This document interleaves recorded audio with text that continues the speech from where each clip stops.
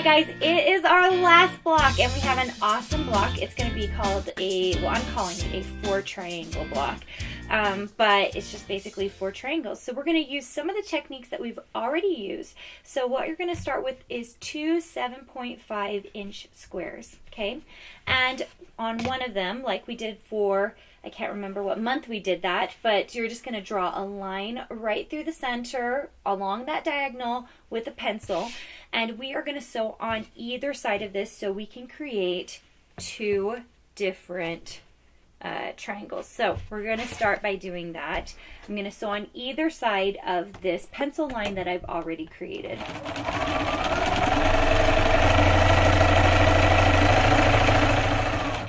So really quick, I am going to take my rotary blade. I'm going to cut these 2 triangles in half so that I have 2 different blocks, and then I am going to press them. So what I've done is I cut them apart. You can see right here where I cut them, and then I opened them up and pressed them. And you can see with this one, all you're going to do is cut both of these, and you have to cut both of them in order to make this work along the opposite diagonal. So I'm just going to cut this one so you can see, just like this,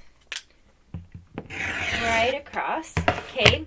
And you have to do both of them in order to, whoa, I need a sharper blade, in order to get these to line up properly, because you have to bring this one down to this one and this one up to this one. Now, I only need 1 block for my block of the month, but if you were making a whole bunch of these, you can see how easy this would be to create a lot of these different blocks. Okay, so now I'm just going to sew them together, and you can see I've got my 2 pieces right here. I'm just going to match up those corners and match up that nested seam. It's actually more important to match up that nested seam.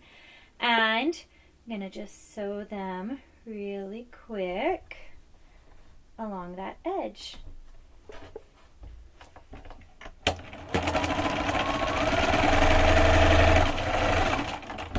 Okay.